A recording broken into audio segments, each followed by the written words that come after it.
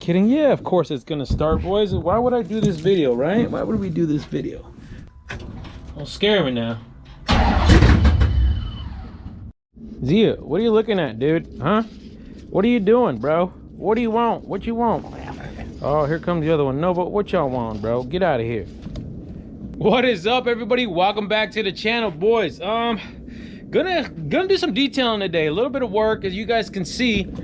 We got pretty much the HELLCAT engine bay pretty much wrapped up, and it's a little dusty, it's a little dirty, obviously, from being outside and everything else like that. And I wanted to go ahead and take the time to make this video for you guys because a while back I posted a video on TikTok. I was washing a motor. I was washing that LS72 Chevelle build we did, and had a lot of questions.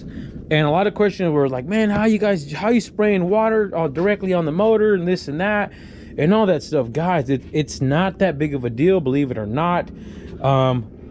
It really just comes down to just making sure, obviously, you don't have anything like not connected or exposed or anything like that. So I want to talk to you guys a little bit about the process that I do and how I go about cleaning these motors, obviously with water or even a pressure washer. Now, if it is your first time, guys, doing an engine clean or engine detail, don't use a pressure washer.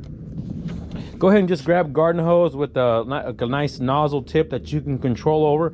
Obviously, we got our bucket here. We don't really gonna use the bucket. We just have it for supplies. We got gloves. We got some paper trash bags, some engine degreaser. We're actually gonna give this stuff here a try, boys. I saw this stuff here. I've heard a lot of good things about it. It's an engine degreaser / cleaner. I mean, like I said, it even works for obviously motors. So we're gonna try that out. Also, if you guys have one, a air compressor with like a blow nozzle on it, so that way you can dry it up and actually save some time there to get all the water out of the motor. Like some engine, maybe some engine detailer, or not detailer, but paint detailer, and some dressing if you guys want to dress up the hoses and things like that. But the biggest thing is, obviously, I don't have a battery in here, but even if I did, I've done it with it as well. For example, like this guy here, these I got my fuse boxes and relays and things like that. You want to avoid that kind of stuff for sure. Now, if you get some water on it, a little bit of water here and there, it's not going to do anything to it. I promise you guys. They're sealed for a reason, not to mention batteries and things like that. Even if a battery went underwater, it actually still work for a little bit of time, believe it or not. So don't worry about getting a little bit of water on stuff like that. The biggest thing is you want to make sure you don't just completely gush the alternator. Try to avoid the alternator as much as possible. So we're going to try to do that. If you really want to, like mine obviously is not in a good area where I can like maybe put a trash bag over it, but I'm going to try to avoid it as much as possible. And then like for example, if you have any holes or anything like that that you can cover, even the air filter is actually a really good one to cover. So we're going to use a trash bag for that. And then also I got that hole in the firewall still that I have not been able to find a plug for. So we'll just probably put some tape over that, put a little piece of masking tape over that, and maybe even cover up the electrical there on the firewall, just so that way that stays nice and sealed. Not to mention, I don't want any water on that stuff there. But other than that, boys, the actual motor itself, just remember that thing is completely sealed from the factory, let alone all your actual weather pack connectors. That's exactly what they are. They're meant for the weather, the elements and things like that, to make sure no moisture gets in that connector. So don't worry about that. Obviously, you don't want to have the car on, don't want to have anything like that on. Now we're going to go ahead and just spray the engine down with some degreaser. Just be careful on what you spray, guys, because some of that stuff, if you got like certain things that you don't want to put that degreaser on, it'll definitely eat up paint and things like that. So just be careful with that if you guys are using engine degreaser. But we're going to go ahead and kind of spray the engine out for the most part. We're not really going to avoid too much besides the alternator, and let's cover up that air filter and things like that. So let's go ahead and get started. Obviously, you want to pre-soak everything and then come back and then hit it with actual degreaser. Let the degreaser sit for about, I don't know, 10 minutes maybe, if that, and then come back and rinse and repeat if you need to. Now, if you guys have a really like dirty engine, guys, if you guys have like a motor that's got over 100,000 miles on it, you do want to use maybe like an abrasive sponge or something like that on the block itself. Obviously, don't use it on anything plastic or detailed. So just be wary of that. But let's go ahead and get started.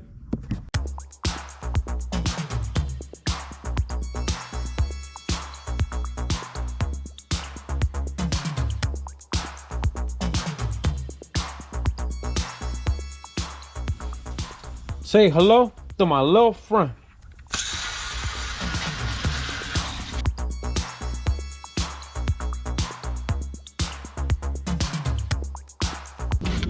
Guys, so I actually ended up changing the solution we're going to be using for the degreaser. I ended up just going with some Dawn dish soap and soapy water, basically, just because I read the back of that bottle and it definitely said to avoid any painted areas with it because of how concentrated it is. So we didn't want to risk anything, just because, I mean, I've got a lot of things that are detailed on here and painted, and the last thing we want to do is have that stuff come off or change color or something like that. So be wary, boys, of the product you guys are using. Make sure you guys always check the label. So if you got, obviously you'll have some Dawn dish soap and a bottle, and just use that and you should be good. Make sure you guys obviously spray the entire engine bay and let it sit for a little bit, and then you're going to take your towel and you're going to scrub it, everything really well. You know what I mean? Get in those crevices, nooks and crannies and things like that, especially any areas that you got obviously some high buildup, dirt, dust, debris, or dirt, grease, anything like that. So make sure you guys hit those areas very thoroughly. I'm gonna even hit the top of this hood right here.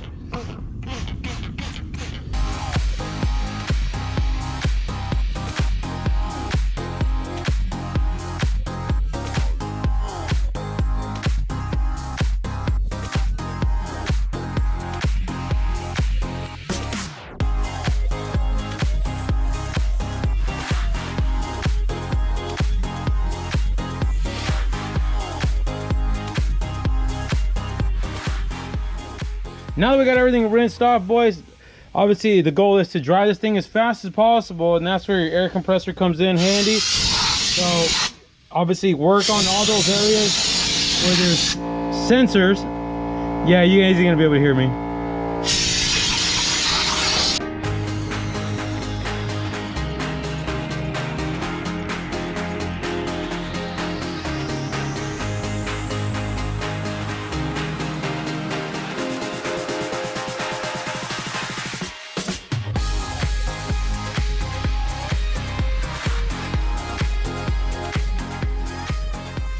A few minutes later.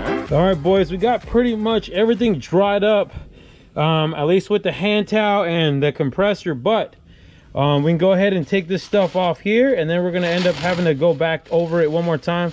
You want to go over it obviously with the compressor again. Do that, because that compressor, boys, is going to be your best friend. Let me tell you, that'll always come in clutch, especially when you come to all the little nooks and crannies and all that other areas right there. That'll be huge for that. So like all the down hard reach areas, especially this motor, boys, this motor, you got a lot of pockets and things like that. So we're gonna grab the air compressor real quick one more time and hit it again, and then go over it again with the towel, and then we'll come back and maybe dress the motor a little bit. A little longer than a few minutes later. Not too shabby, boys, not too shabby. Guys, we're almost done. We're almost done. Now we're gonna add a little dressing, but please don't be that guy. Don't be that guy. Don't be that guy that takes it and just coats the entire freaking engine bay. I'm talking about everything. I mean, from the fenders to all the hoses, the top of the motor, everything. Don't be that guy. Guys, take some of this stuff and just put it on all your rubber products, obviously, like your hoses, any vacuum lines maybe that are rubber, obviously your cooling lines, things like that. Maybe we're gonna do all the little trim plastic, like we got this Hemi trim plastic. We're gonna hit that up a little bit just to get it nice and shiny and all that. But guys, don't overdo it, man. This thing looks already good enough. I don't know what your guys' engine bay will look like, but if you got more plastic than I do, then yeah, hit up all the plastics. Now just remember, with this stuff here, guys, it does attract all the dust and little particles and things like that. So over time, like a lot of dust buildup, you know what I mean? So you're gonna end up having to go back over it and then clean it, obviously, and things like that. So be wary of it. Let's go ahead and spray some of this stuff on. I'm gonna go ahead and just spray some of it on a towel, and then just wipe down the areas I want. Oh, see, I'm getting ahead of myself. I got excited, boys. Oh Lord, got excited. So we're gonna go ahead and just coat this up a little bit, and then just wipe all the lines that we want, and then including all the hoses and things like that in plastics.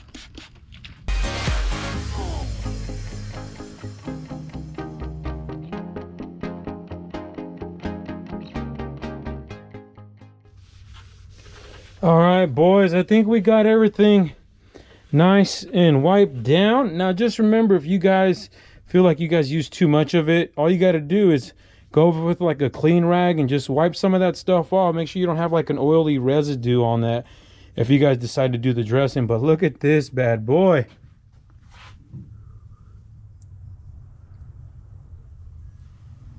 Yeah, man, this thing is clean, boys. I like it. But all we got to do is actually just let it sit. I like to go ahead and let the car sit for about, I don't know, a couple hours. That way everything's really nice and dry and air dried also, guys. It's very important everything dries up very well before you go ahead and start this thing up. Now if it was hot out, I'd probably go ahead and start it right now, but since it's not hot yet, or I should say anymore, we're gonna go ahead and let it sit a couple hours. We'll come back and I'll show you guys that it actually starts. 2 hours later. 2 hours later. Zia, what you doing, bro? You still bugging me over here? Wait, why don't you here, take the keys and go start the car so I can show these people that this motor will still run. All right, boys, I think it's been long enough. It's been I think I want to say a couple hours for sure since we washed the motor. So do you think it'll start, or you think it won't start? We'll find out. Kidding? Yeah, of course it's gonna start, boys. Why would I do this video, right? Why would we do this video? But let's see if I can find the hole. I can't find the hole. Prime the fuel pump a little bit. You always want to prime these fuel injected cars nowadays. You want to get that fuel up to that rail. Let's see if it'll start up first time.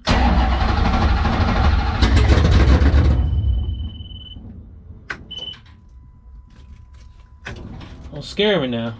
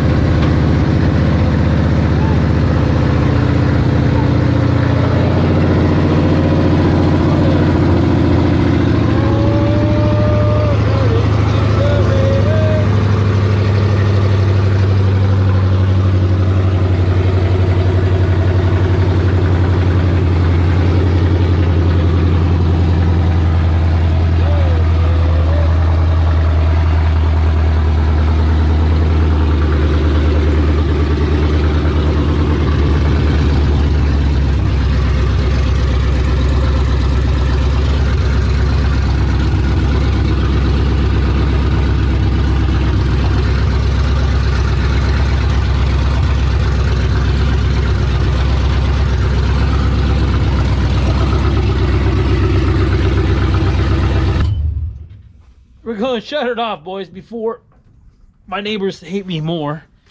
But you guys can see, boys, started up, no problem. Well, it took a little bit, but the thing's cold, man. The thing's been sitting, obviously.